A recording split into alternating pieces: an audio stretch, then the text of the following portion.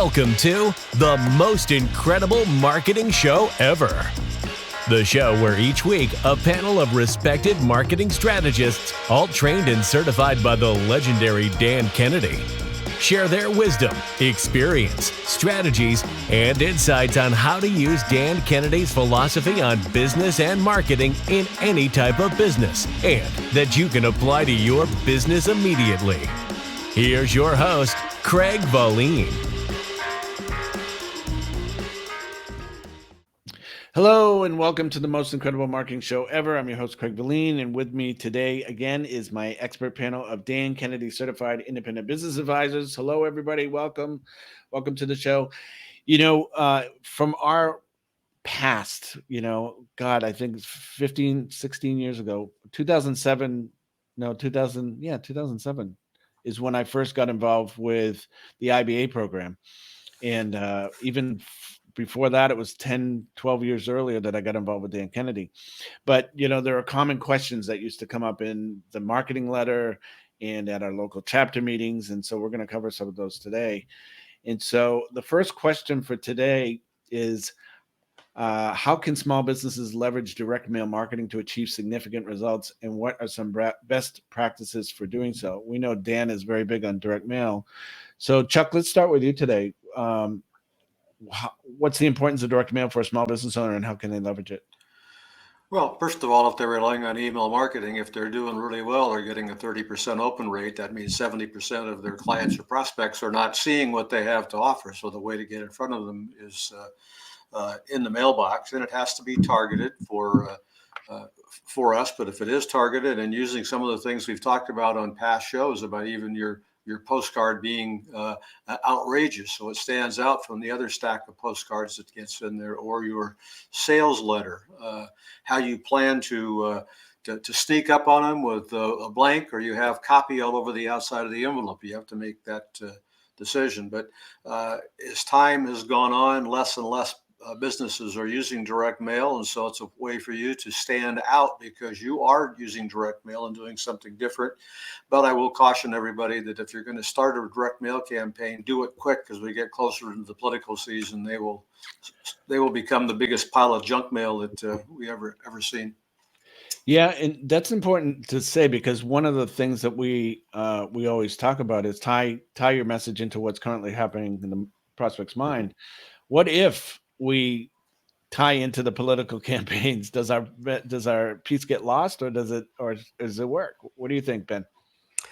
I think it would go along the lines for me of if I got some mail and it was like, aren't you glad this is not another piece of political mail?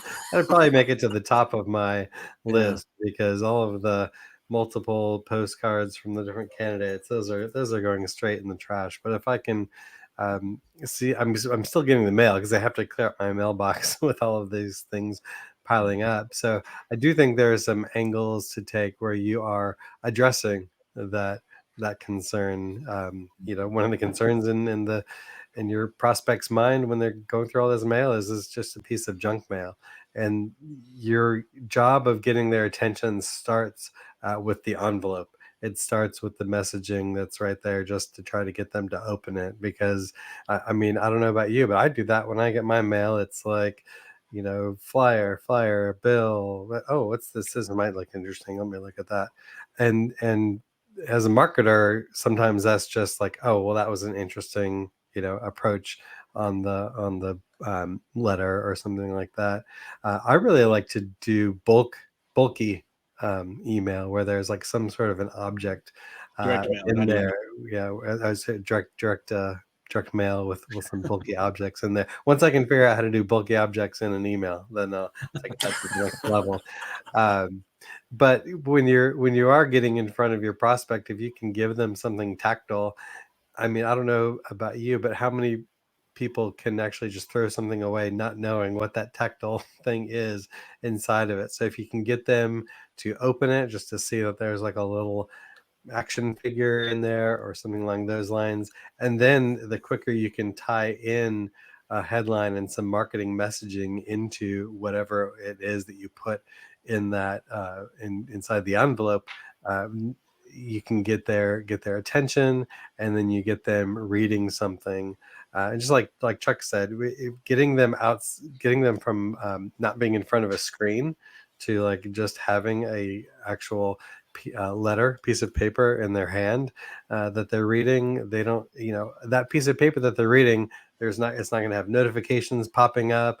It's not going to, just fly into some sort of spam folder someplace. It's right there in front of them. And so if you can cut through all of the digital things by going through direct mail, that is at least going to get some amount of attention in front of your prospects. Steve, what have you heard so far from our fellow panelists, and what can you add to it? Well, as Ben and Chuck just said, just doing direct mail is already going to get you more attention, because I don't care how many political pieces come, and I get them all because I answer every poll question differently. A little trick for everybody out there. You get a text message or an email or this or who you're voting for. I'll just pick one, the other, this one. And so now I get every single piece from everybody. I'm on a ton of business mailing lists. I have my clients that are sending me their stuff, and still I get very little mail coming in. So the way I look at it, in the old days when email first came out, remember the old "you've got mail"? It was like, holy mo, I got an email. It was like I bet the open rate of email was 100%. And direct mail, you got a pile of crap every single day. And yeah, we had to fight and make it outrageous and make it bulky and fight for their attention. Well, now the graph is like, email, are you kidding me? I got overwhelmed with hundreds a day. Give me spam folders. Give me do not send. Yahoo, change the rules. But direct mail's going in the other direction. Now there's so little direct mail, so it's just too easy to get noticed in direct mail. So do direct mail, but the one tip I'll give people, and you've heard us say the word a few times, but we just kind of take it for granted and throw it around. You do a campaign. That means multiple pieces in a sequence. So Dan teaches that when you mail, say, a 3-step sequence, your second and third mailing will double your response to the first one. So with caution, if you get no response to the first one, I can take on my calculator and double zero, still zero. So if you get no response to the first one, don't be sitting there going, well, Steve said send out a second and a third one. Yeah, no, I did not. But if you make $1,000 on your first mailing, mailing that 2 more times, you make another $1,000. And that's a very low number, I hope, for everybody out there. So campaigns, direct mail campaigns, not one and dones, not just, Ben mentioned it, a bill. Like, we're entrepreneurs. There's ups and downs. So during the cash flow downs, do you ever miss a payment on a bill? Did you only get it once? Do you really think the electric company, the phone company, or whoever the heck is just sends you, hey, your bill is due, and then within the next 90 days, you never hear from them again if you didn't pay that thing? What, are you kidding? They're doing a campaign. Here's a second notice. Here's the third notice. So come on, wake up, do the same thing. Multiple step campaigns will get you responses. You'll fall in love with direct mail. And yeah, you're going to be pretty much the only one in your area with the choices that people have that's doing direct mail. So you'll get noticed. That also has a pass around factor.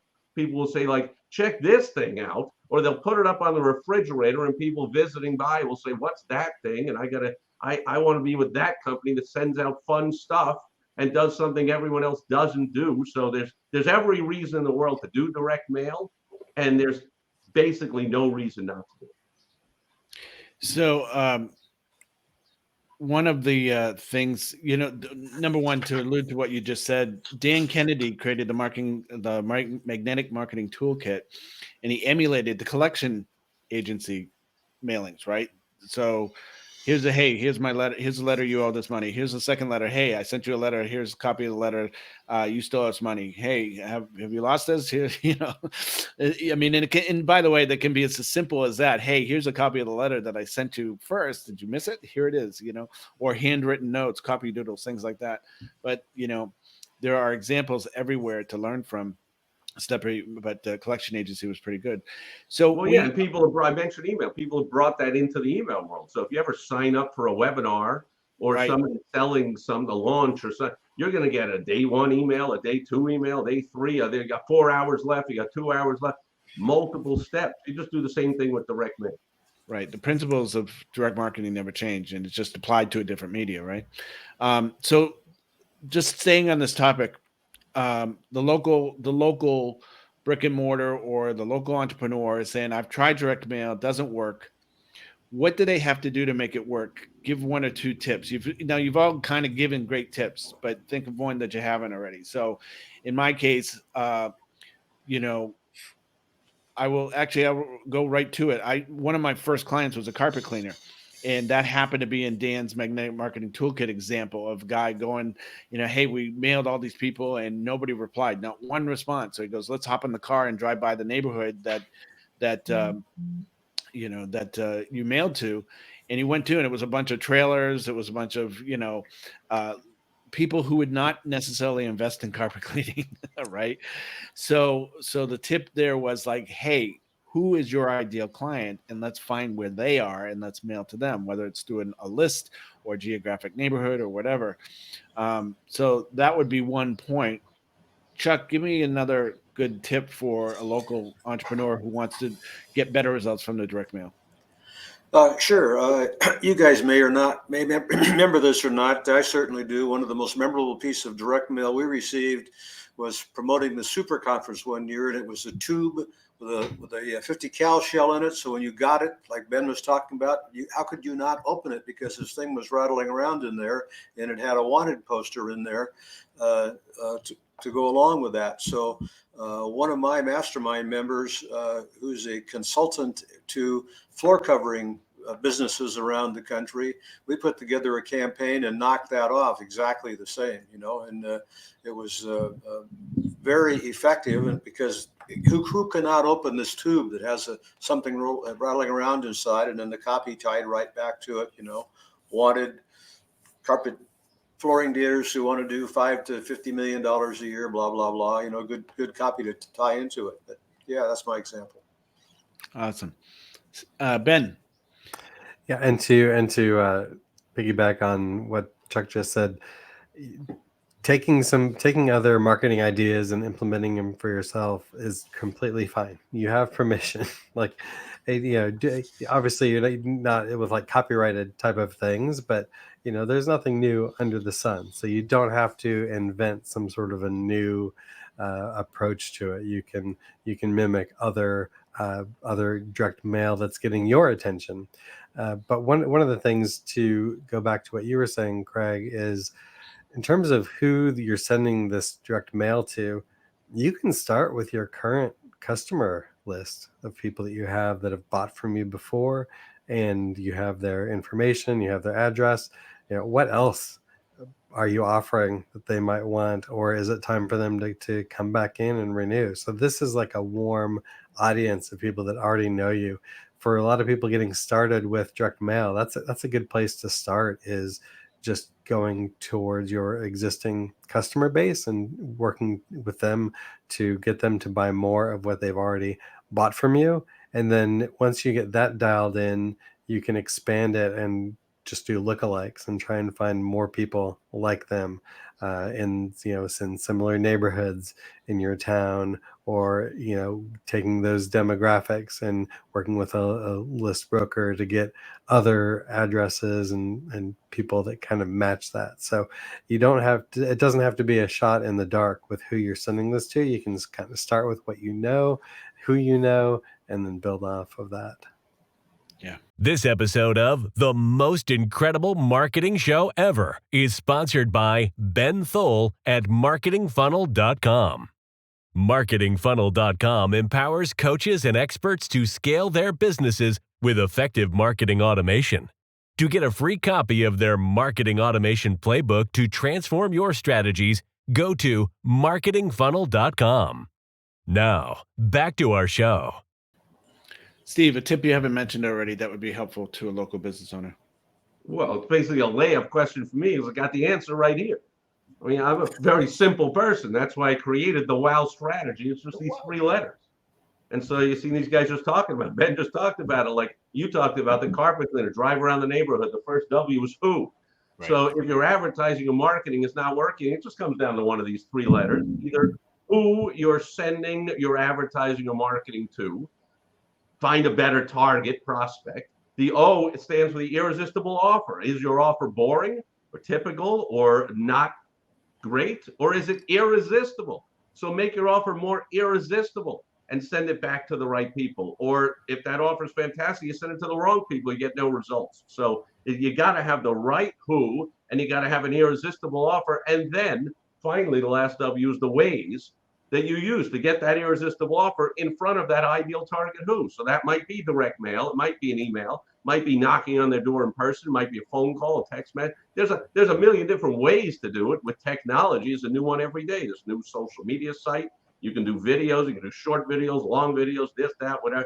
But it all comes down to those three things. I tell all my clients, and I haven't had one come to me since that this doesn't work, that if your advertising and marketing is not getting the results you want, it's either one of these three things or a combination of two of them or all three. But you get those three things right, and you're having fun and you're making money. And you will say, wow, and your account will say, wow. And when you go into the bank, the clerk will say, wow, what's all this cash you keep bringing in here? And your clients will say, wow, you're helping out so many more people. So I call it the wow strategy, the ideal who, the ideal irresistible offer, and then all kind of as many ways as you can think of to get that irresistible offer in front of that ideal target who. You're making money. That's great. Good advice. You know, the one, there's a quote from Herschel Gordon Lewis. He was a famous direct mail copywriter, but he says the purpose of an envelope is to get opened.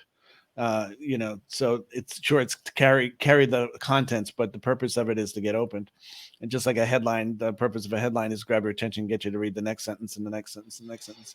You know, one of the things, I have a probate real estate expert as a longtime member, my first member,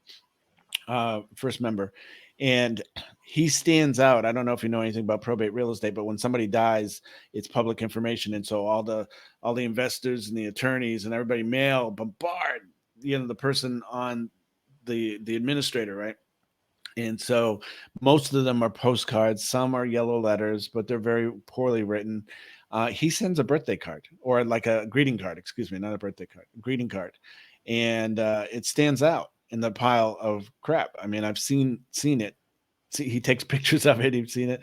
But it's one way to get opened. And if you're going to sit in about, especially as we talked about the political season coming up, it's like, if you want to stand out, don't look like every other piece of mail. Forget professionalism. Think about getting it opened. I mean, don't send crap, but don't think about your image or anything like that. Think about, is it professional or not? Will it get opened? You know, and it's critical. So this is a great topic. I want to end with one more question. If people wanted to learn how to learn more about how to do direct mail, do you have a favorite book, or do you have a suggestion on what they should read? Chuck, let's start with you. Well, I think there's a whole series that Dan Kennedy has written that would fit that niche. You know, the early ones about the sales letters and Ultimate Sales Letter. Great information there, and also some of the old newsletters. I'm drawing a blank on the gentleman's name. He's out of Southern Oregon, out of Medford area in Oregon. You know who I'm talking about? Craig Simpson. Craig Simpson, yeah. He's got a book on direct mail. It's quite good, because he has mailed literally millions and millions of pieces for his clients. I became acquainted with him. It was a guy in Grants Pass, Oregon, who positioned himself as being kind of the cowboy type, but he was teaching how to trade commodities. Yeah, I remember. Craig wrote all the sales letters for that and mailed them all out for them, and to start with it anyway, initially. So it's good stuff. It was good writing. I bought that course. I never did anything with it, but I bought it. I did something with it. Did very well with it until 9/11, when everything was closed for a few days, and everything you had opened up earlier and lower. I mean, jeez. Steve, what book would you recommend somebody read, other than the ones you've already held up today, the outrageous advertising books? Well, I haven't held those up, but those are behind me. I have, and I might have a couple here, but I got a whole bookshelf of direct mail books. I just recommend go to Amazon.com. I'd say your local bookstore, but they don't have all the books. So go to Amazon.com, type in direct mail, and you'll get all the classics, which have example after example of direct mail. If I knew this was going to be the question, I would have taken all the books off that shelf and just put them right here. You got Victor Schwab and Denny Hatch And I don't know, there's all these collections of the best 500 direct mail letters ever mailed. I mean, if you can't get an idea from reading through the Robert Collier letter book, I mean, on and on and on. There's just books of direct mail letters. Yeah, Dan Kennedy's Magnetic Marketing Toolkit. They're just books of letters. If you can't find one that you can shoehorn, I mean, it's likely there's one in your exact industry, but if you can't find one to shoehorn, you're just not thinking straight, and you need to get help from somebody else to bounce some ideas off of, like I've talked about in other episodes. But it starts with just filling your head with as many examples as possible, because the worst thing you can do is start with a blank sheet of paper and go, how am I going to write out a 10-page sales letter? Cut that out. Just go get the proven ones that work. There's plenty of books about them, and just redo them a little bit for yourself. Don't copy them word for word, of course, but you redo them for yourself. That's the surest way. You're still not guaranteed to have success, but that's the best way to start. Copy, model, success. Plenty of books on it. Great. Ben, do you have a favorite book, or one that you recommend? I think the best resource is your very own mailbox, in terms of opening that up and first understanding, as you're just kind of doing your natural sorting, what you're kind of moving to the top. And then when you're at other people's houses, like, be a little snoopy and try and see what's on top of their pile of mail. Just be aware of how people are prioritizing it. Greeting card goes to the top, the postcard from the political person goes to the bottom. All of these things. If it's a bill, that probably goes over to the side, but at least you might be prioritizing that bill if it looks a little bit extra urgent. So there might be something there, as we talked about with pulling in hints from mail campaigns from the bill collectors. But just start noticing what that is. And if you're not getting a lot of mail, start signing up for some things. Start signing up for some magazines. Start getting on some lists, and just see what kind of things you're getting in your mailbox. And I think that's one of the best places to start. Yeah, Steve alluded to it. Well, reading the classics is very important. How to Write a Good Advertisement, Victor Schwab, Tested Advertising Methods, John Caples. These are the books that I read in the beginning. When I started out in 96, 97, and that's when I found Dan a little bit earlier than that, but that's when I bought his Magnetic Marketing Toolkit. But the book that I found in a Buck bookstore, which again ties to my origin story that we spoke of in previous episodes, even not a book on direct mail, it talked about the critical marketing triangle: message, market, media. And then it tied into the Robert Collier principle, which is tie your message into what's currently occurring in the prospect's mind. So I think that shaped me pretty much into designing things. But, one suggestion I would have for anybody, which Ben alluded to it, is create a swipe file of things that grab your attention. I have a big, huge box of stuff, some from Glazer Kennedy, some from Glazer Kennedy students, some from gurus, and just some that come across my desk. There's one air conditioning company in Southern California that would mail a letter that appeared to be like a Dan Kennedy style letter. So I kept it. And then he would mail again and again and again and again. And so religiously he did that, and he had a nice irresistible offer. So we used them and they were good for once. And then the second time they weren't good. So last suggestion is make sure you fulfill your promises with whatever you're doing. They were good the very first time. Afterwards, they were not good, and they didn't keep their promises. But listen, we're out of time, so we have to end. And again, I thought we'd get through a few more questions, but this topic, again, is something that we could talk on and on and on about. But anyway, we will talk about it again, I'm sure, in some future episodes. I want to thank everybody for listening or watching this episode, and thank my great panel of expert guests, Dan Kennedy Certified Independent Business Advisors. We meet on we meet every Thursday, right? Every Thursday we have a new episode, and we have a free gift for our fans of the show at mostincrediblemarketingshowever.com. There is a free gift from everybody here in this particular episode, as well as other episodes. So go grab your free gift. And if you are on YouTube, you can follow us at Most Incredible Marketing Show. And again, we have episodes every Thursday. So I want to thank everybody. Thanks again for your input, and we will see you next week. Bye now. Thank you for joining us this week on The Most Incredible Marketing Show Ever. New episodes are available every week on Thursdays.